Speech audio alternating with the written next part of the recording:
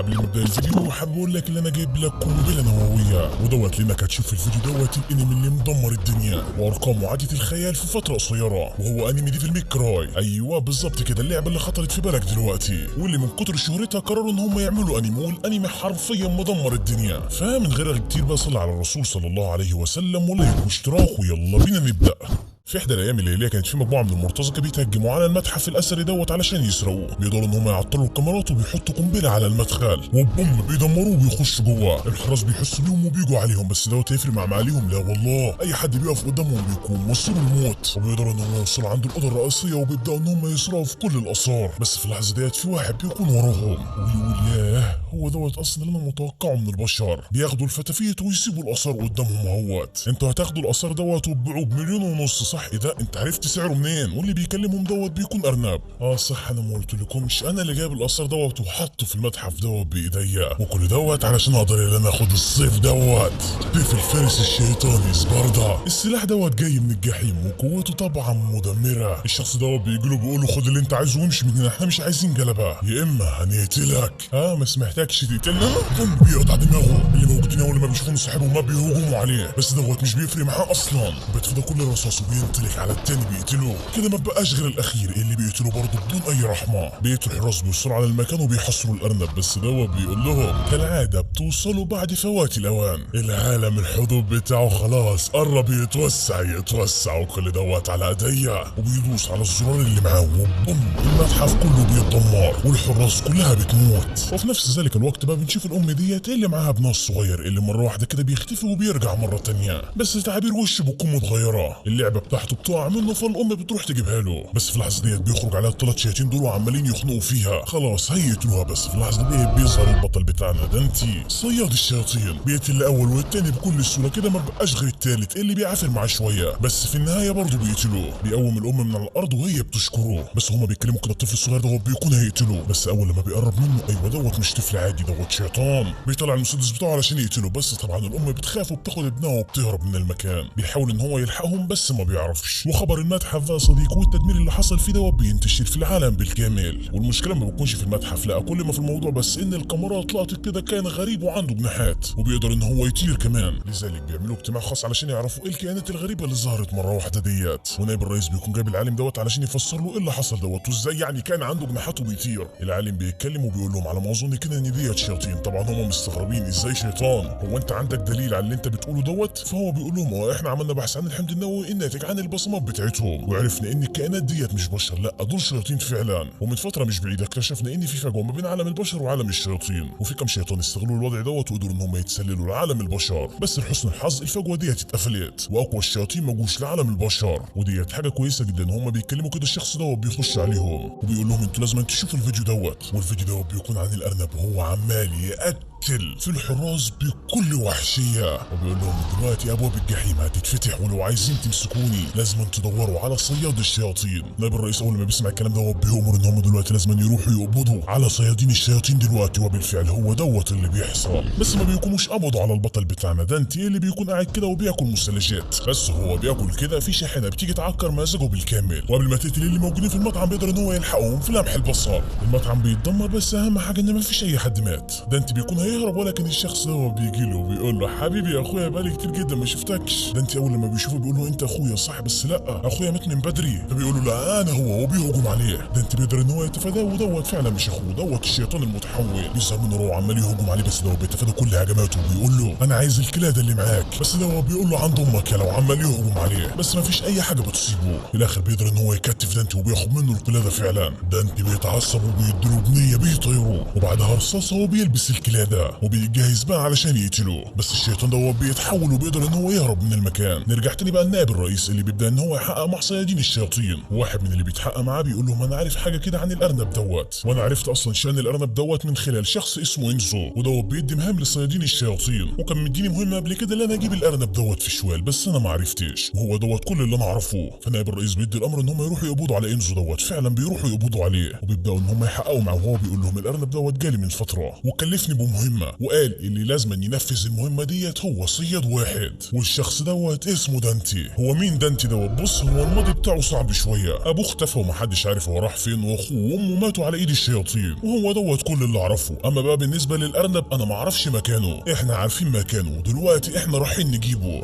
انت بعت جنودك لهناك؟ طب اقول لك على حاجة، زمانهم ميتين. وبالفعل هو دوت اللي حصل، ومفيش بس غير ناجي وحيد من الكتيبة بالكامل، وهو دلوقتي في المستشفى. طب انت تعرف اي حاجة عن سيف سباردا؟ اظن انتوا عارفين القصة القديمة. ايوه عارفين ان هو شيطان، بس قرر ان هو يقف في صف البشر علشان يقتل الشياطين. احنا عارفين الحكاية ديت، احنا عايزين بس نعرف ايه السيف بتاعه دوت. ما تخلونا اكمل وانا هحكي لكم بقية القصة. السيف اللي معاه دوت قوي جدا، وبسبب السيف دوت سباردا قدر ان هو يسيطر على عالم البشر وعالم الشياطين. بس اول لما لقى نفسه ان هو قرب يموت، عمل فجوة ما بين عالم الشياطين وعالم البشر، علشان ما فيش اي حد من الجنسين يتسلل لعالم التاني، ودوت من خلال السيف بتاعه والتميمة بتاعته. وعلشان ما حدش يمتلك القوة ديت من بعده دمر التميمة لنصين، ودوت علشان ما حدش يستخدمها في الشر وكده. العالم بيبحث كده وبيقدر ان هو يشوف السيف بتاع سباردا، وبيلاقي فيه كده فعلا تميمة عايزة تخش جوه السيف دوت. ولو التميمة ديت حد قدر ان هو يجمع النصين مع بعض وحطهم في السيف، يبقى كده الحاجز اللي سباردا عمله هيختفي، ودوت طبعا لو حصل البشرية هتهلك على ايد الشياطين. النائب بيقول ما فيش حاجة زي ديت هتحصل، بس العالم بيقول له هو دلوقتي مع النص الاول، وهم بيتكلموا كده بيخش عليهم الشخص ايه اللي نجا من ايد الارنب، وهو بيقول لهم انا سمعت الارنب وهو بيقول ان هو عارف مكان نص التميمة التاني وهو رايح يجيبها. وهنا الاتنين بيفهموا ان الصياد اللي قصده عليه الارنب دوت هو دانتي، وشكل كده ان الكلادة اللي دانتي بيلبسها ديت هي النص التاني بتاعت التميمة. وتاني يوم بقى في مقر داركون بنشوف صيادين الشياطين، وبيكون معاهم كمان اعضاء داركون. نائب الرئيس بيخش عليهم وبيقول لهم انا عارف انكم مستغربين ان انا مجمع الكمية ديت من صيادين الشياطين علشان يقبضوا على شخص واحد. بصوا، اول حاجة الهدف بتاعنا هي التميمة ديت، والتميمة ديت مع شخص حرفيا كفيل ان هو يدمر دولة بالكامل لوحده.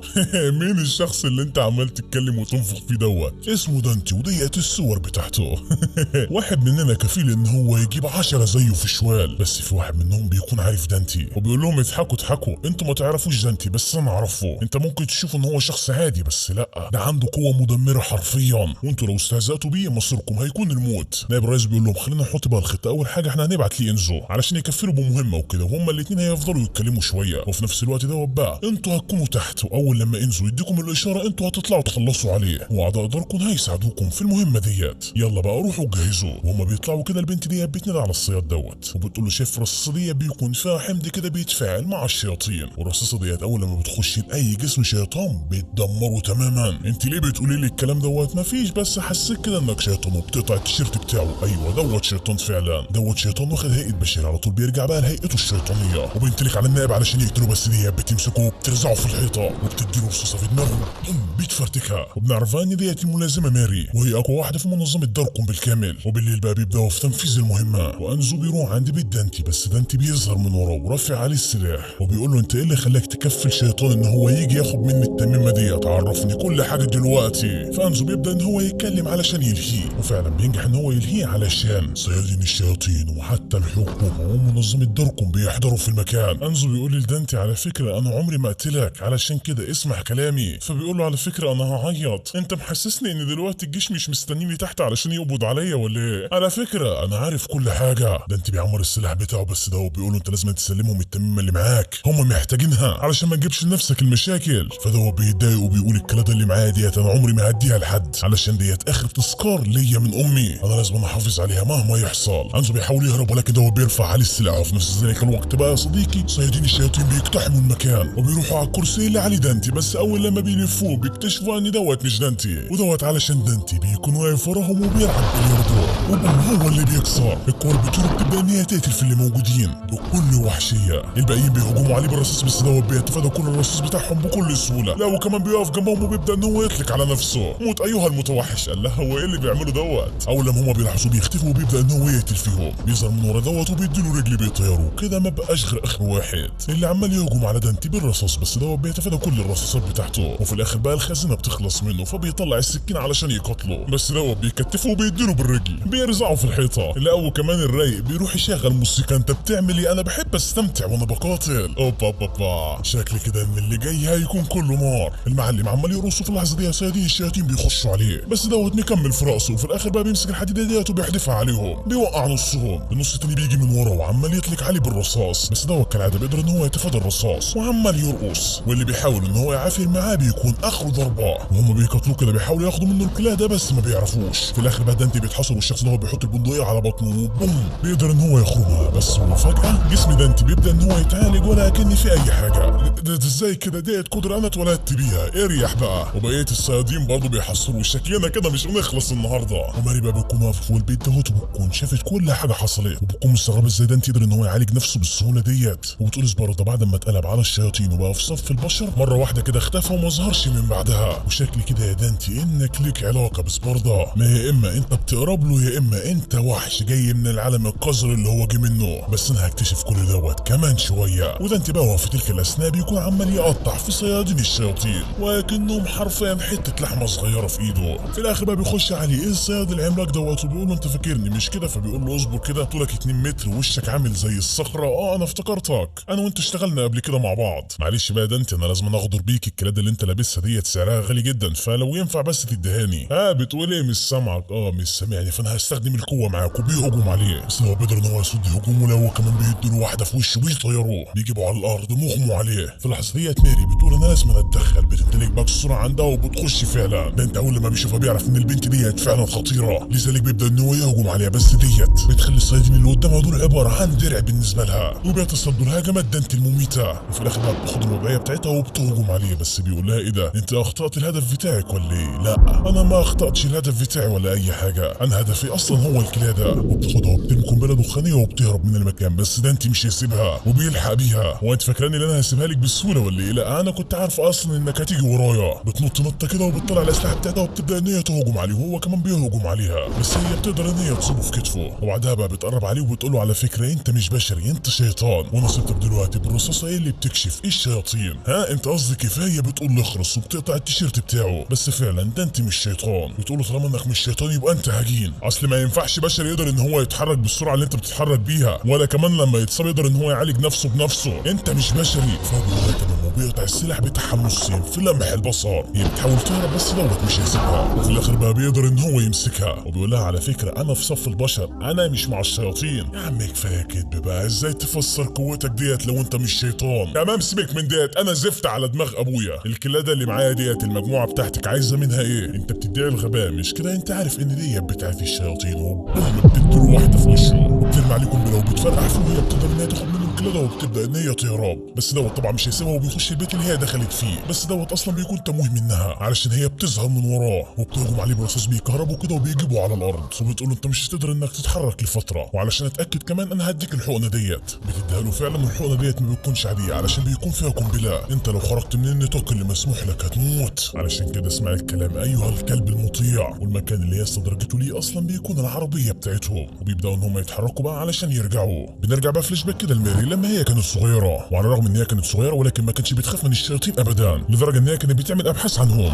وفي مره كده بقى كانت بتحضر فيلم رعب هي وعيلتها، ولكن هي ما كانتش خايفه من الشياطين تماما، على الرغم ان كل اللي موجودين خايفين جدا. بعد ما الفيلم بيخلص بيقرروا ان هم يروحوا، بس هم في الطريق كده بيقابلوا الشيطان دوت اللي بيهجم على ماري وبيكون هيقتلها. بس في اللحظه ديت المترو بيجي وبيخبط فيه، ومن ساعتها الاب والام قرروا ان هم يبذلوا قصارى جهدهم علشان يخلي بالهم من ماري، علشان هي كانت هتموت قدامهم وهم ما كانوش عارفين يعملوا اي حاجه. في اللحظه ديت بقى دانتي بيفوق بيحاول ان هو يحرر نفسه بس ما بيعرفش، فبيقول لماري خرجيني من هنا، فهي بتقول له اخلص وخليك مكانك. والعالم بقى بياخد التميمه وبيحطها على الجهاز بتاعه، وهنا بيعرف ان فعلا هي ديت نص التميمه الاسطوريه. الاثنين لو اتجمعوا مع بعض صاحبها هيكون عنده قوه مهوله. في اللحظه دي بقى نائب الرئيس بيرن على ماري وبيقول لها انا عايز اكلم دانتي. بتنقله لي فعلا وهو بيقول له دانتي على فكره انا مبهور بقدرتك، بس هل فعلا انت نص شيطان؟ فبيقول له العبيطه اللي قالت لك الكلام دوت ده كذب، انا بشري زيكم. طب فسر لي ازاي القوه اللي عندك ديت؟ ما اعرفش، حاسس ان هي طفره زي باتمان وسوبرمان والكلام ده. دانتي انت امك واخوك الاثنين ماتوا على ايد الشياطين مش كده؟ طب بالنسبه لابوك هو كان بشري ولا كان شيطان؟ ما هو لو هو كان هجين يبقى انت برضه ورثت دم الشياطين منه، ودوت هيفسر القوه اللي عندك. وانت طبعا مش عايز تموت هنا صح؟ لو كده وقف في صفنا يا دانتي، وساعتها احنا هيكون عندنا قوه تواجه اي كائن، ودوت طبعا علشان تحيي السلام وكده. انت معايا ولا لا؟ وفي اللحظه اللي هما بيتكلموا فيها كده ساعتها العالم بيلاحظ ان نص التميمه اللي معاه بتتجذب للنص التاني. ايه ده؟ هي قريبه منهم ولا ايه؟ وفي الوقت دوت الطريق بيقف وبيكون في كمين والقنابل بتتفرقع وبيحصل انفجار مرعب في المكان، وفي صاروخ بينزل على عربيه داركون. وكل ده بيكون من صنيع مين؟ ايوه الارنب اللي بيظهر وبيهجم بصاروخ على العربيه اللي فيها دانتي. ماري بتخرج ما بيكونش فيها اي حاجه فبتروح تساعد اصدقائها، وهنا اندرز بيروح عند العالم وبيقول له يلا اديني التميمه انا هقدر ان انا احميها. وفي نفس ذلك الوقت بقى ماري بتحاول انها تتواصل مع الارنب بس ما بتعرفش، وهنا بتتصدم لما بتلاقي الشياطين دول ظهروا قدامها ومعاهم الشيطان اللي بيتجسد على شكل البشر. ماري ما بتخافش وبتطلع الاسلحه بتاعتها وبتبدا الهجوم. الشيطان اللي هو بيهجم على ماري بس دي بتتفادى وبتنط كده وبتقدر ان هي تفرقع دماغه. التاني بيهجم عليها بس ديت ما بتتاثرش، وكلهم بيهجموا عليها في نفس ذات اللحظه علشان يقدروا ان هم يعملوا معاها اي حاجه، بس دوت مش بيفرق مع معاليها. لو كمان بيكون التفوق ليها وبتقول لهم انا عايز اعرف هو فين الزعيم بتاعكم. اما بقى المنظمه بيظهر لهم الارنب هم بيهجموا عليه بس دوت بيتصدى لكل الرصاص بكل سهوله، وحتى لما واحد فيهم بيقدر ان هو يصيبه بيقدر ان هو يعالج نفسه، وبالتالي يبقى كده الرصاصات العاديه مش تنفع معاه، لازم يستخدموا الرصاصات اللي فيها الحمض النووي علشان يقدروا يأذوه. بس دوت مش بيديهم اي فرصه، وبحركه واحده بس من السيف اللي معاه بيبيدهم. بعدها بقى بيروح عند العالم وبيفصل الكاميرات علشان نائب الرئيس ما يعرفش ايه اللي بيحصل. يقول للارنرز هات التميمه، فعلا بيديها له. قال له هو مش المفروض دوت عدوك ولا ايه؟ انت ايه اللي بتعمله دوت؟ انا اسف بس انا عندي طفلتين لازم احميهم. وفي اللحظه دي بقى الارنب بيدمج النصين مع بعض وفي قوه مهوله بتخرج بسبب الدمج دوت. العالم بيقول له انت معاك دلوقتي قوه كفيله ان هي تدمر العالم بالكامل، بس انت ايه اللي ما خلاكش تعمل كده؟ صح، انت لسه ناقصك المفتاح علشان تفك الشفره مش كده؟ فبيقول له بالظبط كده. العالم بيهجم عليه بس دوت بيرزع واحده في بطنه وبيطعن التاني هو كمان وبيرميه من العربيه، بس ساعتها الارنب بيحس بوجع كده جواه، وبنكتشف بقى ان في جهاز كده غريب جوه الارنب دوت. هو بيقول مش وقته. العالم بيقول له خد القنبله ديت وموت، بس دوت بيردها له لا وكمان بيقفل باب الشاحنه، يلا موت مع نفسك بقى يا حبيبي. وده انت بقى بيكون شايف ده كله ومش عارف يعمل ايه، بس في الاخر بيقدر ان هو يحرر نفسه وعلى طول بيتحرك وبياخد السلاح دوت وبينطلق على الارنب، بس الارنب ما بيصوبش عليه، لا ده بيصوب على الاتوبيس دوت وبيطلق. ده انت كده قدامه خيارين، يا اما يتصدى للقذيفه ديت يا اما يلحق الاتوبيس بالناس اللي جواه، فهو على طول بيختار الخيار التاني، وبسرعته الخرافيه بيقدر ان هو يوصل عند الصاروخ لو كمان بيتصدى ليه. بس طبعا في الثواني البسيطه ديت الارنب بيكون ركب العربيه وبيقول له مع السلامه يا دانتي، انا عارف انك هتجيلي. هم لغايه دلوقتي المعركه ما بينهم وبين الشياطين لسه دايره وبيكونوا خلاص هيقتلوها، بس في اللحظه ديت الارنب بينادي عليهم وبيقول لهم يلا، بيسمعوا الكلام وبيركبوا مع العربيه وكلهم بيتحركوا، بس طبعا دانتي مش هيسيبهم وبينطلق وراهم. الارنب بيشوفه فبيدي امر للي معاه علشان يعترضوا طريقه، كلهم بيطلعوا علشان يوقفوه. الافعى دي بتطلق عليه شويه شوك كده بس دوت بيتفادى كل الشوك. التاني بيهجم عليه بالسيف ابو نار دوت، بس دوت برضه مفيش اي حاجه بتصيبه، لو كمان علشان يهين الشيطان دوت بياخد منه السيف وبيتصدى لهجماتهم كلها. الاول كمان بينط كده وبيقدر ان هو يوقع الافعى ديت على الارض. كده خلصنا من الاول. التانيين بيهجموا عليه بس دوت بيلف كده بالمكنه وبيمسكها وبيرزعها في وشهم. كده خلصنا من الاتنين، والارنب بيقول له تعالى تعالى انا واثق في قدرتك يا دانتي. كده ما بقاش غير اخر شيطان اللي بيوصل عنده وبيهجم عليه. على فكره انت قوي جدا، فرحان يعني شويه يا صديقي، بس دوت بيدوس عليه. انا كنت عايز اهزر معاك شويه بس انت اللي جبته لنفسك. وبينط كده وبيديله واحده بيطيره وبينطلق باقصى سرعه عنده ورا الارنب وبيقول ما بقاش غيرك انا هقضي عليك دلوقتي. بيقرب منه بيكون خلاص يوصلوا بس المكنه بتعرقله، فدوت بيسيبها وبينط وبيكون قدام الارنب حرفيا وبيكون خلاص هيصيبه. بس طبعا فاكرين الحقنه اللي ماري اديتها له؟ ايوه بتاثر عليه علشان هو خرج من النطاق اللي مسموح له. الارنب بينزل من العربيه وبيجي له بيقول له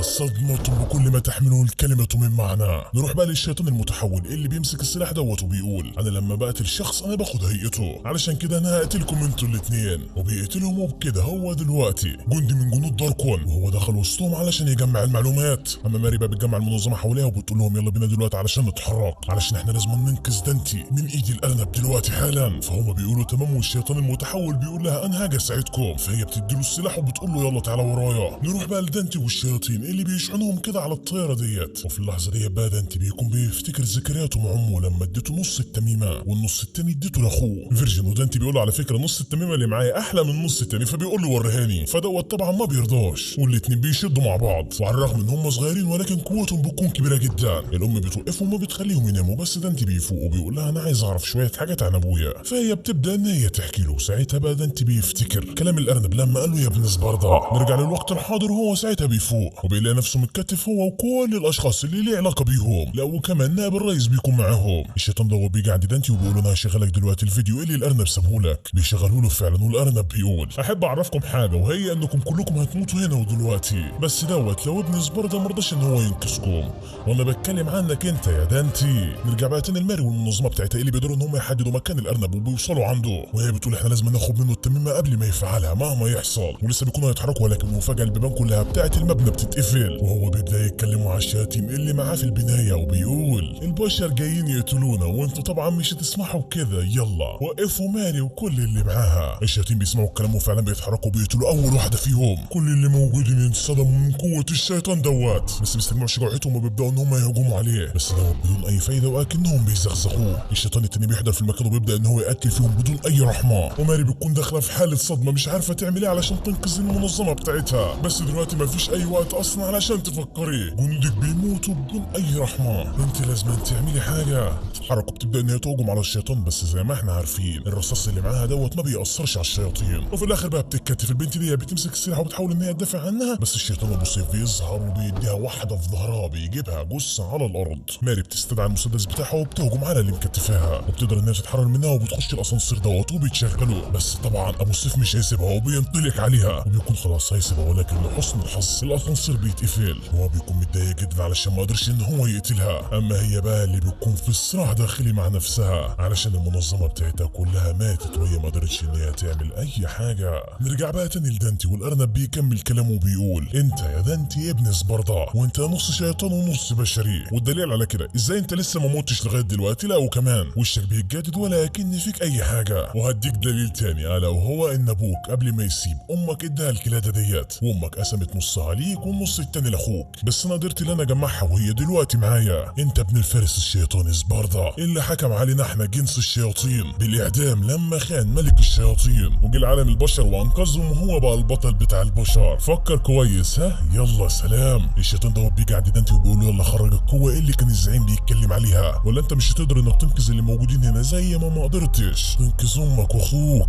فبيقول له انا ساعتها كنت صغير، ولكن انا دلوقتي بقيت وحش مهين وموتك هيكون على ايديا. وبتبدا المعركه ما بينه وما بين الشياطين اللي موجوده. الشيطان الاحمر دوت بيهجم عليه بنار وبيفكروا بعيلته، بس دوت بيقدر ان هو يتفادى الهجوم وبيكون متضايق جدا، بيروح يهجم عليهم بس الازرق دوت بحركه واحده بس منه بيطيروا في الجدار، والتاني بيمسكه وبيرفعه وبيديله واحده في بطنه بيطيروا، والاتنين عمالين يضربوا فيه وبيفكروا بعيلته اللي ماتت واللي معرفش يعمل لهم اي حاجه. الاحمر دوت بيطلع السيف اللي معاه وبيرزعه في بطنه، ودانتي مرمي على الارض كده بدون اي حول ولا قوه. الشيطان دوت بيهجم عليه بس في اللحظه دي دانتي قوته بتفيد منه وبيقدر ان هو يصد الهجوم دوت بكل بساطه، وبحركه واحده بس منه بيطير الاتنين. ايوه هي دي بقى قوه سبارتا. الشيطان الاحمر بيقول للازرق فعل الكنابل عقبال لما اقتله، فبيقول له تمام وبينطلق على دانتي بقى علشان يقتله، بس ما بيعرفش دانتي بيطير دراعه وبياخد السيف منه وبيرزحه له في بطنه. الازرق بيقول له انت قتلت اخويا علشان كده انا هفرقع القنبله اللي موجوده هنا. دانتي بيحاول ان هو يوقفه ولكن دوت خلاص داس على الزرار والطياره بتتدمر وهم بيقعوا منها. نرجع بقى لماري اللي بتخرج من الاسانسير وساعتها في غاز كده بينزل عليها، وبتبدا ان هي بقى تشوف هلوس كده او ان هي ما قدرتش ان هي تنقذ الفريق بتاعها، وهي غرقانه كده في تفكيرها كده بيجي لها الشيطان دوت وبيهجم عليها. بتقدر على اخر لحظه ان هي تتفادى الهجوم وبتبدا ان هي تهرب منه. بتوصل لطريق مسدود وبتبدا ان هي تخبط على السكان بتاع المبنى، بيفتحوا لها فعلا وبيدخلوها. الشيطان اللي بيطاردها بيوصل عند الناس اللي فتحوا لها الباب وبيخش عندهم، بيبدا ان هو يدور عليها بس ما بيلاقيهاش وبياخد بعضه وبيمشي. صاحب البيت بيروح يفتح لماري فهي بتقول له ابعد عني انا عارفه انك شيطان وانك هتقتلني دلوقتي، بس ساعتها زوجة الشيطان بتتكلم وبتقول لها الشياطين مش زي بعضهم، ديت اول حاجه. تاني حاجه احنا من الشياطين ولكن احنا ضعفاء، والضعفاء اللي زينا بيكونوا عايشين كالعبيد في الجحيم. فماري بتقول لهم طب انتوا جيتوا هنا ازاي؟ فالشيطان دوت بيعرفها ان الارنب صنع سلاح كده، والسلاح دوت بيقدر ان هو يتنقل ما بين العوالم. طب انتوا ايه اللي مخليكم لغايه دلوقتي مع الارنب؟ كل ما في الموضوع ان احنا ما عندناش اي مكان نروح له، ودوت علشان احنا خايفين منكم انتوا البشر. طب الارنب بيعمل بيكم انتوا ايه؟ بيعمل علينا التجارب. فهي بتقول لهم خليكم هنا وانا هبعت لكم الدعم. ده انت بيقول للشيطان الازرق هو انت فاكر ان القتال ما بيني وما بينك خلص؟ لا ده انا هاجي افلقك دلوقتي. فبيقول له ما انا عارف ان القتال لسه ما بيني وما بينك ما خلص، القتال اللي بيدور ما بين اتنين من الشياطين لازم واحد منهم يموت علشان التاني يعتبر نفسه هو الفائز. فانا مستنيك يا دانتي، بس اهم حاجه بس ما تموتش من الارتفاع العالي دوت. وبيستخدم تعويذه كده وبيهرب من المكان. دانتي بيقول انا مش هموت دوت بسيط، انا هنقذ كل اللي موجودين هنا. انزو بيقول لدانتي اتصرف هموت، فبيقول له ما انا مش عارف اعمل ايه. طب بقول لك ايه، حول دراعك زي انت ما كنت عامل جوه في الطياره، يمكن ساعتها تقدر انك تنقذنا، انت واحد من الابطال اللي خارقين هنموت كلنا. دانتي بيفكر كده وبعدها بيبدا ان هو يتحرك، واول حاجه بينقذها هي السيده ديت، وبيقول لها ما تقلقيش انا هنقذك، اهم حاجه بس انك تثقي فيا، انت مش هتموتي تمام. واول لما بيركز في وشها بيفتكر امه، علشان كده بيخليها تلبس المظله اللي كانت معاه وبيفتحها لها، وبعد كده بقى بينطلق على التاني وبيلبسه المظله وبيفتحها وبينطلق على التالت بقى، ولكن ساعتها في هجوم ناري بيجي عليه بس بيقدر ان هو يتجنبه على اخر لحظه. هو ما بيكونش عارف يعمل ايه، بس ساعتها بيفتكر كلام الارنب لا وكمان بيفتكر عيلته اللي ماتت وهو ما قدرش ان هو يعمل يعمل لهم اي حاجه وقت هجوم الشياطين عليهم. وهنا بقى ساعتها بيتحول وبيطلع له اجنحه وبيكون شكله عامل زي الشياطين بالظبط.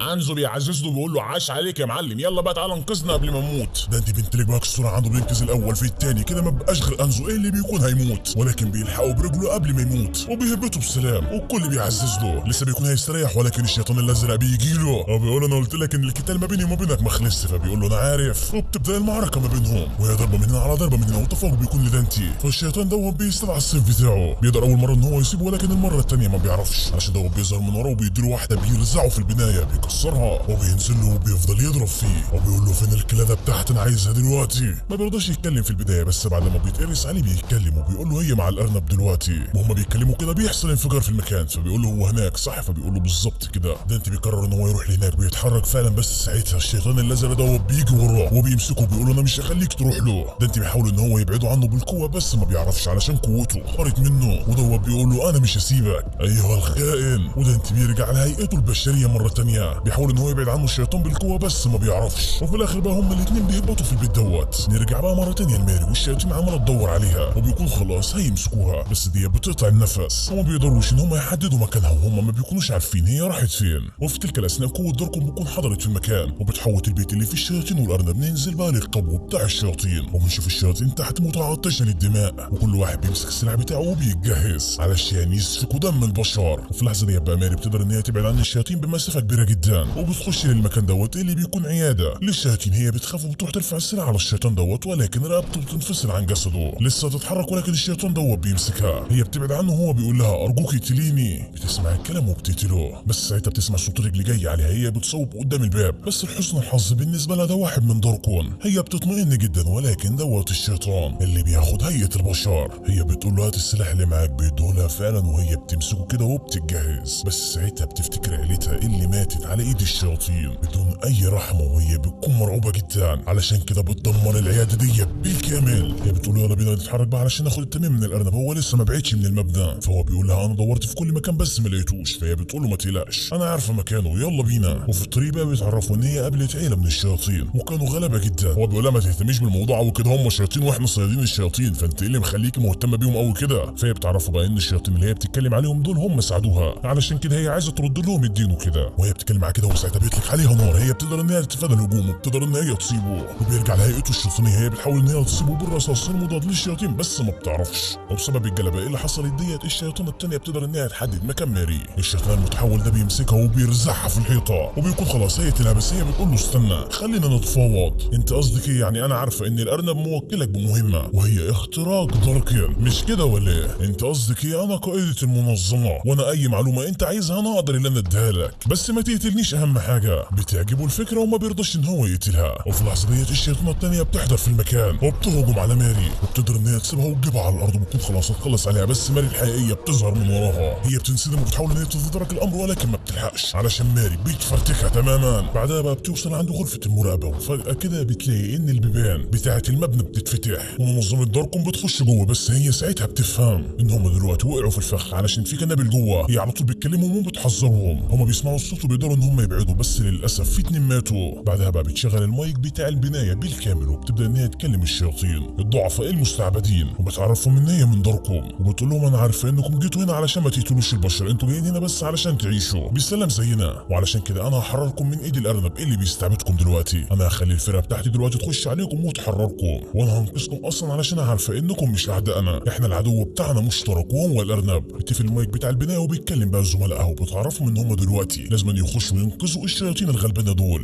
هم بيكونوا رافضين في البدايه بس في الاخر بيسمعوا الكلام. بعدها بقى بتتحرك ماري وبتوصل عند دانتي اللي بيكون خلاص الشيطان هيخلص عليه بس هي بتديله طلقه في دماغه بتفرتكها. هو بيقول لها على فكره انا ما كنتش مصدقك في البدايه بس انا فعلا نص شيطان. فهي بتقول له ما انا قلت لك كده انت اللي ما رضيتش تصدقني. طب انت في صفنا ولا في صف الشياطين؟ لا انا في صفكم انتوا. انا في صفكم وانت عارفه ان انا في صفكم غير كده كنت زماني قتلتيني زي ما انت لسه قاتله الشيطان دوت بدون اي رحمه. تمام يلا بينا بقى نتحرك علشان نجيب التميم من الارنب دوت. بس ساعتها هي بتدرك ان من ساعه ساعة لما هم اتحركوا الارنب بيمشيهم على الخطة اللي هو حاططها. لا وكمان علشان يستفزها بيكون حاطط لها دمى، وكل دمية مقطع لها طرف يا اما مغزوزة في بطنها. ودوت بالظبط اللي حصل مع الفرقة بتاعتها. يا اخي يخرب بيت بكستاك. بعدها بقى بيتصل عليهم وبيكلمهم وبيقول لهم انا دلوقتي جيش هيوصل للمدينة علشان يبيد كل اللي موجودين هناك، ولكن انت يا دانتي لو مش عايز نعمل كده لازم تجيلي بنفسك. والجيش بتاعه بيكون على اتم الاستعداد. بس ساعتها ماري بتساله طالما انك معاك التميمه كامله ومعاك سيف سباردا يبقى انت كده محتاج دانتي في ايه؟ فدانتي بيقول لها صح انا نسيت اقول لك انا ابن سباردا.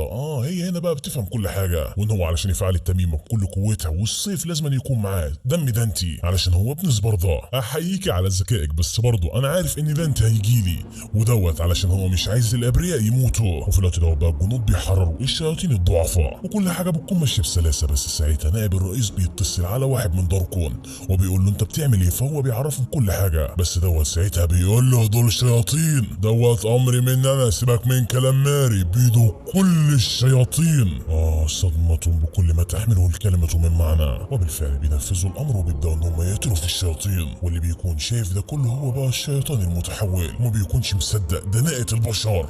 مش احنا الشياطين الحقيقية هي البشر اللي بيخلفوا الوعد بتاعهم على طول. خلاص انا غلطان اصلا، انا صدقت بشري من البداية، ديت غلطتي انا الغلطان. وبيخرج الزرار بتاع المتفجرات اللي في المبنى وبوم انفجار مهول بيحصل في المبنى بالكامل، وبيبدا ان هو يقتل اعضاء داركون بالكامل. وهو كمان بيموت مع الانفجار دوت. الانفجار بيوصل عند دانتي وماري، بس على اخر لحظة هو بيقدر ان هو ينقذها. ماري بتعرف دانتي ان خطة الارنب هي ايه؟ ايوه تدمير داركون بالكامل. بس هو مين الارنب دوت وايه اللي بيخليه يعمل كده؟ تعالى بقى نرجع للماضي بتاعه. وبنعرف ان هو كان بشري اصلا من البدايه، بس عايش طفوله صعبه جدا وكل دوت بسبب ابوه. بس مره واحده في حاجه غيرت حياته بالكامل، وهو في الشارع كده ظهرت بوابه غريبه قدامه، ودي كانت بوابه الجحيم. بيخش جواه، واول لما بيخش بيكون في شيطان هيقتلوه، بس الشياطين الضعفاء بينقذوه وربوه معاهم، وهو حبهم جدا وحس بالمعاناه اللي هم عايشينها والاستعباد اللي بيحصل لهم. علشان كده يخترع سلاح بيخليهم ينتقلوا ما بين العوالم، وعلى طول فعل الجهاز وبدا ان هو ينقل الشياطين لعالم البشر. بس منظمه داركن عرفت السر بتاعهم، علشان كده راحوا لهناك وبداوا ان هم يقتلوا في الشياطين اللي قدامهم بدون اي رحمه. البوابه بيخرج منها الارنب والشياطين، وهنا بينصدموا لما بيلاقوا الشياطين ميته قدامهم، ومنظمه داركن محاوطهم بالكامل وبيكونوا خلاص هيخلصوا عليهم. بس ماري بتدي الاشاره للي معاها ان هم ما يقتلوش حد، علشان هي بتاخد بالها من الارنب وبتقول له انت بشري، ايه اللي مخليك مع الشياطين؟ فهو بيقول لها الشياطين دول غلابه وما لهمش في القتل، انت عبيط. لسه بيكون هيكمل كلامه، ولكن في شيطان بيخرج من البوابه وبيفضل يقتل في شياطين داركون. اول ما بيحسوا ان الموضوع بقى خطر بيفضلوا يضربوا في كل اللي موجودين، وفي الاخر بقى ماري بتطلع القنبله ديت وبتحدفها عليهم، وبوم المبنى كله بيتدمر باللي فيه. والناجي الوحيد هو الارنب اللي بيبص حوالينه كده بيلاقيهم كلهم ميتين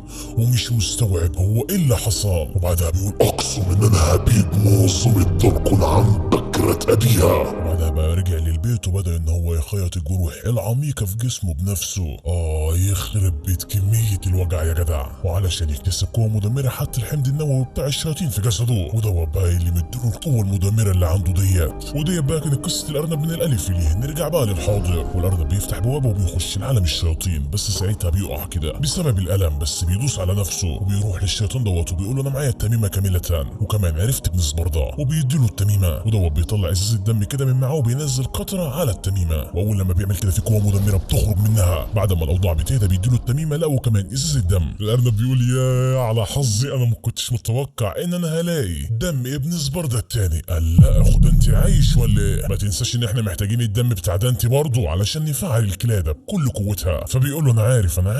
بعدها بيقرب على الارنب وبياخد منه سيف سباردا وبيقول هو دوت بقى السيف اللي بيحمل قوه كفيله ان هي تدمر عالم الجحيم بالكامل. وشكله كده بيكون عايز ياخده من الارنب، بس الارنب بيقول له على فكره انا عارف شخصيتك الحقيقيه، مفيش بس غير تفسير واحد، ازاي انت معاك التميمه ودم يا ابن سباردا. هو بيخاف وبيديله السيف وبيرجع لعالم البشر وبيقول للجيش بتاعه استعدوا دانتي جاي. وعلى الصعيد الاخر بقى ماري بتشكر دانتي ان هو انقذها، علشان الانفجار اللي حصل دوت ما خلاش اي حد يعيش كان جوه الانفجار. مش فريقنا بس اللي مات، لا ده حتى فريق الشياطين هو كمان مات. على الرغم ده بتستجمع شجاعتها وبتعمر السلاح بتاعها وبتبدا ان هي تتحرك. هو بيقول لها انت رايحه لوحدك ولا ايه؟ هي بتقول له لو عايز تيجي معايا انا اي امر هديهولك لازم تنفذه. هو بيقول لها انا مش عايزك انت اللي تروحي، هو عايزني انا، علشان كده انا اللي لازم اروح له. وهو دلوقتي معاه كل حاجه، بس مش ناقص بس غير دمي، ولو خده كده هيقدر ان هو يسيطر على عالم البشر وعالم الشياطين، لذلك انا لازم اوقفه مهما يحصل. بقى بتقول له كلامك حلو بس خد الطلقه ديت في رجلك، وبتبدا تجره وبعدها بقى بتحطه في العربيه ديت، وبتقول له الارنب عايز دمك علشان يفعل السيف بكل قوته، انت لو رحت له يبقى انت كده بتعمل ايه؟ اكنك بتسلم نفسك على طبق من ذهب ليه، علشان كده انت مش لازم تظهر اصلا في الصوره، وانت مالكش اي علاقه باللي بيحصل، وبتقفل عليه الباب وبتقول ديت معركتي انا لوحدي، وبتتحرك. والارنب بقى بيكون واثق 100% ان ده انت هيجي، وبيجهز الجيش بتاعه وبيقول لهم احنا عايزين نضربه ضربه واحده بس، الضربه دي هتكون كفيله ان احنا ناخد منه اللي احنا عايزينه. وكل بيتجهز، وساعتها بقى بيسمع صوت عربيه، ايوه دوت ده انت اللي جه، او دوت هو اللي كان فاكره، علشان ديت ماري اللي بتتحرك باقصى سرعه عندها عليهم. الشيطان ده بيحاول ان هو يسيبها، بس ديت بتاكله العربيه وبتقتله، وبتجيلهم وبتقول له انت كنت فاكرني ده انت مش كده، بس انا بوظت الخطه بتاعتك بالكامل. انت قصدك ايه يعني؟ بص يا معلم انا هقول لك على كل حاجه. اول حاجه انا حبست دانتي في عربيه، والعربيه ديت انا حاطه فيها قنابل بتموت الشياطين، فانا لو دوست على الزرار دوت هو هيموت، فخلينا نتفاوض كده بهدوء. انت قصدك انك هتطلق السلاح دانتي بعد ما وقف الهجوم دوت مش كده؟ فبتقول له بالظبط كده. لا وكمان انت هتديني التميمه بالكامل. انت عبيط اضحك زي ما انت عايز، انت عارف ان انا ممكن ادوس على الزرار ودانتي مش هيفرق معايا اصلا باي جنيه، فانت لازم تقبل بالصفقه ديت مهما يحصل. طب لو ما قبلتش انا هعرف الشياطين دول على خطتك التانيه اللي انت مش قايل لهم عليها. هو هنا بيخاف، لذلك بيوافق على الصفقه بتاعتها وبيديها التميمه، وهي بتكون ماشيه كده في مفتاح القنابل انت قصدك دوت، وبتدوس على الزرار والعربيه اللي جنبها بس هي اللي بتفرقع. كل دوت اصلا انا كنت متوقعه. يلا روح اقتلها. الاول بينطلق عليها، بس دي بتستلها السلاح دوت وبتوجهه قدامه، وهي ضربه وحيده بتطيره. البقيه بيخشوا عليها، بس دي بتهجم عليهم برضه، ما بتكونش خايفه اصلا، وبتفضل تقتل فيهم عقبال لما الطلق اللي معاها بيخلص. وبسبب كده في واحد بيقدر ان هو يسيبها، هي لسه بتكون هتتحرك ولكن بتقع على الارض. ايوه دي تركيبه الارنب، انت مش هتموتي ولكن انت هتفضلي مشلوله كده لشويه وقت، وفي الوقت دوت احنا هنقدر اللي احنا نجيب دانتي لغايه عندنا. وبيلبس التميمه مره تانيه وبيقول لها انا احييكي فعلا على الخطه بتاعتك، ولكن انت ما كنتش حاطه فكره التركيبه اللي اتصبت بيها ديت في دماغك مش كده؟ يلا سلام خلص عليها. بس انت فاكر ان هي هتموت؟ قولها معايا يا صديقي. لا لا لا والله، علشان هنا بيوصل ايوه دانتي اللي بيبدا ان هو يقتل في الشياطين بدون اي رحمه. انت كنت عايزني مش كده ايها الريبت؟ انا جيت لك دلوقتي لغايه عندك حبيبي يا دانتي، انا كنت مستنيك اصلا. بس قبل ما نقاتل بعضنا انا عايز اوريك العالم اللي ابوك منتمي ليه، ايوه عالم الشياطين جوه، وهعرفك كمان مين اللي امر ان هو يقتل اخوك وامك. ايوه دوت كان ملك الشياطين. يلا تعالى معايا جوه وهوريك الجحيم اللي كان عايش فيه الشياطين الضعفاء اللي زيي واللي زي اللي قدامك دول. طب انا هخش معاك، بس لو حد من اللي موجودين هنا حاول ان هو يأذيني انا هقتلك. فبيقول له ما تقلقش انا مش هخلي اي حد يلمسك، وبيخش معاه فعلا. واول لما بيخش ما بيكونش قادر ان هو يتنفس، ايوه دوت بسبب قله الاكسجين. لو فوق كل دوت الهواء اللي هم بيستنشقوه دوت سام، يعني هيموتوا في كل الاحوال. دانتي بيحاول ان هو يرجع لعالم البشر مره ثانيه، بس دوت بيسحب سيفه وبيقول له يا دانتي انت لازم تشوف الحرب اللي ابوك تسبب فيها للشياطين. دانتي ما بيكونش قادر ان هو يتنفس تماما، فدوت بيقول له خلاص ايها الضعيف، وبيديله رجل بيرجعه لعالم البشر مره ثانيه، وبيقول له بص ده جهاز انا صنعته بنفسي، وبيقدر ان هو يخليك تنتقل من عالم لعالم تاني، بس العدد اللي يقدر ان هو ينقله من العالم لعالم تاني بيكون قليل. علشان كده انا محتاج دمك يا دانتي، لاننا لازم ننقذ الشياطين اللي عايشه جوه. تمام انا معاك، بس لو الشياطين دخلوا لعالم البشر هم هيقتلوهم. فبيقول له انت مش فاهم، في شياطين جوه بيموتوا في نفس اللحظه اللي انا وانت بنتكلم فيها ديت. يعني انت عايز تنقذ البشر وتسيب بني جنسك يموتوا؟ يا اخي فكر شويه. انا اسف بس انا مش هسمح ان ملايين البشر يموتوا وكل دوت علشان ننقذ شويه شياطين معفنين. فبيقول له خلاص انت اللي جنيت على نفسك يا دانتي، وبيدي الامر للي معاه ان هم يهجموا عليه، وبالفعل هو دوت اللي بيحصل. بس انتوا بتعملوا ايه؟ دوت دانتي الخطير اللي بيقطع فيهم ولكنه بيقطع سندوتش شاورما، ومحدش عارف ان هو يوقفه تماما عقبال لما الشيطان دوت بيجي له، وبيقدر ان هو يطير السيف اللي معاه. دانتي بيحاول ان هو ياخده بس ما بيعرفش، علشان كده بيمسك الشيطان دوت وبيبدا ان هو يتصدى للهجمات من خلاله، بس دوت بيموت. علشان كده بيمسك شيطان تاني وبيفضل يهجم عليه بالشيطانين اللي ماسكهم في ايديه عقبال لما بيمسك السيف بتاعه. والارنب بيقول انا عايز قطره الدم واحده بس هي اللي احنا عايزينها. وماري بتزحف على الارض وبتحاول ان هي تمسك المسدس بتاعها، وجعفر عمال يهجم على دانتي بكل قوته. في الاخر بقى بيدخلوا لعالم الشياطين، علشان هو عارف ان دانتي مش يقدر ان هو يستحمل الهواء اللي جوه، وبسبب كده بيقدر ان هو يسيب دانتي اكتر من مره. محدش يعلق على الاسم علشان الاسم الاصلي بتاعه تقيل جدا على لساني، تمام؟ تمام. ودانتي بيدرك ان هو لو فضل هنا مش هيقدر ان هو يهزم جحفر، علشان كده بيرجع لعالم البشر. وماري في اللحظه دي بتقدر ان هي تمسك السلاح بتاعها، بتصوبه ناحيه الارنب وبتكون خلاص تطلق عليه، بس الارنب بيشوفها وبيهجم عليها. دانتي بيكون خايف عليها جدا، وبسبب كده جحفر بيقدر ان هو يدخله عالم الشياطين مره ثانيه. والارنب علشان يزيد الصعوبه على دانتي بيأمر كل اللي موجودين ان هم يخشوا عالم الشياطين ويجيبوا دم دانتي. بيروح عند ماري بيقول لها ايه شعورك وانا ممكن اتي لك في اي لحظه، فهي بتقول له يا منافق انت بتعمل كل دوت عشان تنتقم من داركن مش كده؟ فهو بيقول لها انت ما سالتيش نفسك ولا مره انا عايز انتقم ليه من داركن؟ ايوه علشان قتلوا الشياطين اللي كانوا بيحتنوا بيا، وشفت منهم حنيه ما شفتهاش في البشر ذات نفسهم. انت زرعت يا ماري ودلوقتي لقد حان وقت الحصاد. وبيقلع القناع اللي هو لابسه. هنا بتفهم ان دوت البشريه اللي كان مع الشياطين لما هي قتلتهم لما خرجوا من البوابه. وبيقول لها زي ما انت شايفه كده انا عايش بالعافيه، مش محتاج ان انا اقول، شايفه حالتي عامله ازاي، وانا عايش عشان اقتلكم كلكم. فبتقول انا ما كنتش اعرف اصلا ان الشياطين دول ابرياء. فبيقول لها لقد فات الاوان. نرجع بقى لدانتي اللي بيكون في عالم الشياطين وعمال يقتل فيهم، بس رغم دوت ما بيكونش قادر ان هو يتنفس. بيحاول ان هو يوقفهم علشان يقدر ان هو يخش العالم البشر بس مش قادر. وجحفر بيقول له انت هتموت هنا مهما يحصل انا مش هخليك تخرج. بس ده هو بيقدر ان هو يتجنب كل هجماته وبيقدر ان هو يخش العالم البشر. واول لما بيرجع بيقدر ان هو يتصدى ليه بكل قوه، بيحاول ان هو يدخله عالم الشياطين بس ما بيعرفش، فما بيلاقيش اي خير قدامه تاني غير ان هو يدمر الجهاز اللي الارنب عمله. بيعمل كده فعلا، وبسبب كده بيقدر ان هو يقتل جحفر. مهما كانت الطريقه اللي انا هستخدمها اقسم ليك انك هتنزف. وبيستخدم سيفس برضه وعمال يهجم عليه، بس دانتي بيقدر ان هو يتفادى كل الهجمات وبيجي عنده بيديله بنيه في وشه وبيطيره. من كتر الهجمه بيكون هيقع من البنايه، بس ساعتها دانتي بيمسكه من الكلاده وبيقول له انت بشري إيه اللي بيخليك تقف جنب الشياطين؟ فبيقول له انت قدامك دلوقتي فرصه انك تنهي المعاناه اللي انا عشتها. انت قصدك ايه يعني؟ دانتي انا قلت لك انضم ليا بس انت اللي مرضتش، وصدقني انت هتندم على كده. وبيقطع الكلاده وبيقع في البحر. والتميمه بيكون مع دانتي بس هو ما بيكونش فاهم هو الارنب كان قصده ايه بالكلام دوت. وهو غرقان في تفكيره كده ساعتها نائب الرئيس بيحضر في المكان هو ومنظمه داركن، وبيقول الحرب بدات دلوقتي. نروح بقى للارنب اللي بيكون خرج من البحر كده، وساعتها بيلاقي الشيطان دوت قدامه وبيقول له انت لسه ما متش صح، خليني بقى استفيد منك. وتخيل بقى بيستفيد منه ازاي؟ ايوه بياكله، وبعدها بقى جسمه بيكبر جدا وشكله كده مش ناوي على خير تماما. وتابع منظمه داركن بتنزل عند دانتي وبتبدا ان هي تلم جثث الشياطين. دانتي بيقول لها انتوا بتلموا ليه الشياطين كده؟ انتوا عايزين تدفنوها ولا ايه؟ انا عن نفسي لما بقتل شيطان بسيبه كده مرمي في الارض. فهي بتقول له يا ابني انت عبيط، العام لو شافوا الجثث ديت مرميه في الارض هيقولوا ايه فعلا في شياطين، وطبعا الموضوع مش هيعدي على خير. الشخص ده بيجمع جثث الشياطين كده وبيرصهم وبيجي عند نائب الرئيس وبيقول له هنعمل معاهم ايه دول؟ فهو بيقول له رصهم كويس عشان احنا هنصورهم وننشرهم في وسائل الاعلام بالكامل. قال لا ده عكس الكلام اللي ماري قالته بالظبط. ماري بتقول لدانتي انت هتعمل ايه بالتميمه؟ هتخليها معاك ولا ايه؟ فهو بيقول لها بصراحه انا مش عارف. رغم دوت يا دانتي انا مش واثقه فيك تماما يا ست.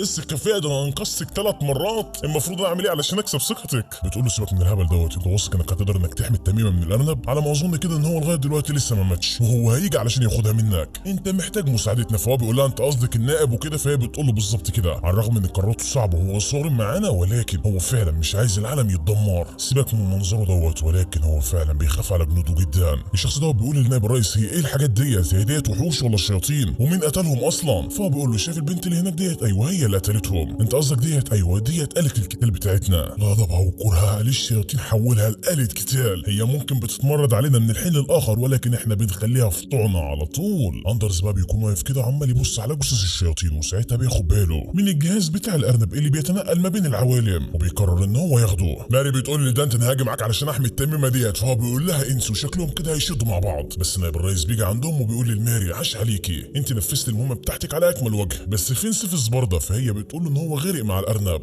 فهو بيقول لها يبقى انت كده ما قدرتيش انك تنفذي المهمه بتاعتك، لا وكمان دفعتي الكتيبه بتاعتك ان هي تموت بدون اي فايده يا ماري. فهي بتقول له انت معاك حق هم نفذوا المهمه بتاعتهم ولكن انا فشلت. فهو بيقول لها يولعوا بجاز وسخ، انتوا ما قدرتوش انكم تجيبوا السيف اللي انا امرتك تجيبيه. هي هنا بتفهم ان هو مش مهتم اصلا بالجنود والكلام اللي قالته لدانتي كله غلط. بتمنى يكون معاك التميمه على الاقل. هي لسه هتتكلم وتقول ان هي مع دانتي ولكن دانتي بيتكلم وبيقول للاسف التميمه مع الارنب، وبتمنى لما تلاقوها تبقى ترجعوها لي علشان ديت تخصني. وماري بتقول له انا اسف انا كنت مسمومه ومشلوله ما كنتش قادره ان انا اخدها منه.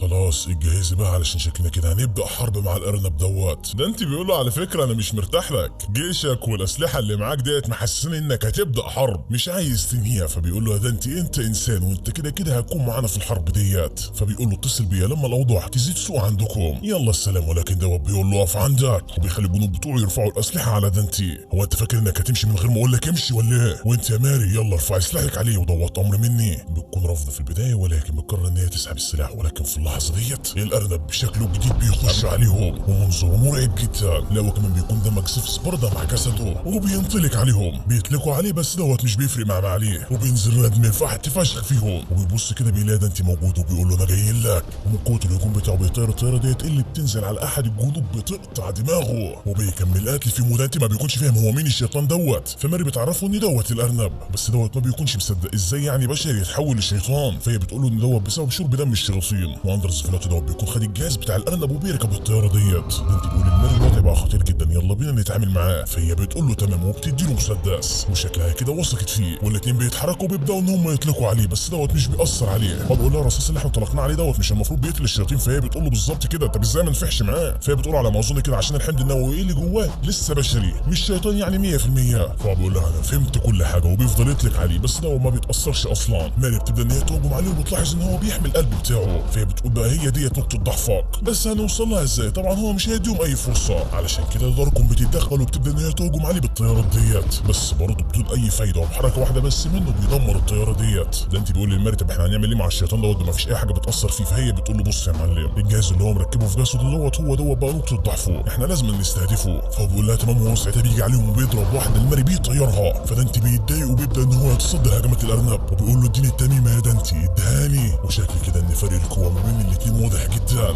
دانتي بيقول على ما اظن كده ان جسدك مش هيستحمل انك تاخد مني التميمه علشان كده استسلم. فبيقول له انا هخليه يتمسك على قد ما اقدر قبل لما اخدها منك. وبيفضل يهجم عليه بكل عشوائيه. دانتي طبعا بيستغل الموضوع ده يكون خلاص هيدمر الجهاز اللي في جسده، ولكن دوت بيمسكه وبيرزعه في الحيطه وبينطلق بقى علشان يخلص عليه. ولكن في اللحظه ديت انسو بيتدخل وبيقول لي انا بخليك مكانك يا اما هقتلك. بس دوت بيرزعه واحده بالسيف يخرم بطنه. انزو بيترمي على الارض. دانتي بيجري عليه وبيقول له انت ايه اللي خلاك تعمل كده؟ فهو بيقول له انت مش فاكر ولا ايه؟ انا قلت لك ان انا ما عنديش اي مانع ان انا اموت في سبيلي ان انا احميك. وبيموت فعلا. دانتي في اللحظه ديت خلاص اتجنن ومش هيجنن لانه جنون العظمات يا ساده وبينطلق عليه. الارنب بيلاحظ ان قوه دانتي زادت فعلشان كده بيزود حمض النووي بتاع الشياطين في جسده وبيكبر ايده بيد واحده لدانتي بيطيره وبيقع على الارض وعمال ينزل في دم. هو بيجي له وبيقول له ايوه هو دوت اللي انا عايزه. بيقدم علشان ياخد منه دم. ولكن في اللحظه ديت ماري بتكون راكبه الهليكوبتر ديت قدامهم بتفعل السلاح اللي فيها وبتفضل تهجم عليه وبتقول لدانتي يلا تعالى. هو بيتقدم فعلا وهي بتهجم عليه بالصواريخ وبتخلي المكان اللي هو فيه فرقع بالكامل. ودانتي بيكون هرب معاه وعلى الرغم من الانفجار القوي دوت ولكن الارنب ما تاثرش تماما وبيتحرك بقى علشان يوصل لدانتي. وفعلا بيقدر ان هو يوصل عند الهليكوبتر وبيبدا ان هو يدمر فيها. وماري مش قادره ان هي تتحكم فيها. دانتي بقى بيطلع للارنب وبيطيره من عليها. اما هي بقى بتنط من الهليكوبتر علشان هي بتتدمر. وبسبب النطه اللي دانتي عملها ديت التميمه بتقع منه وهو بيكون مرمي على الارض كده. والارنب بيجي له وبياخد التميمه وبيحطها في سيف سباردا وكده السيف بقى بقوته الكامله. وهو بيقول النصل دوت انا هسفك بيه دم البشر زي ما سباردا سفك بيه دم الشياطين. دانتي هو انت فاكر ان كده السيف قوته الكامله؟ لا لسه ناقص دم شخص معين. انت قصدك على اخويا بس للاسف هو ميت دلوقتي. بس دوت بيطلع الدم اللي خده من الشيطان قبل كده وبينزله على السيف وبيقول له يا دانتي هو انت فاكر ان فيرجن ميت؟ لا فيرجن حي. صدمة بكل المقاييس.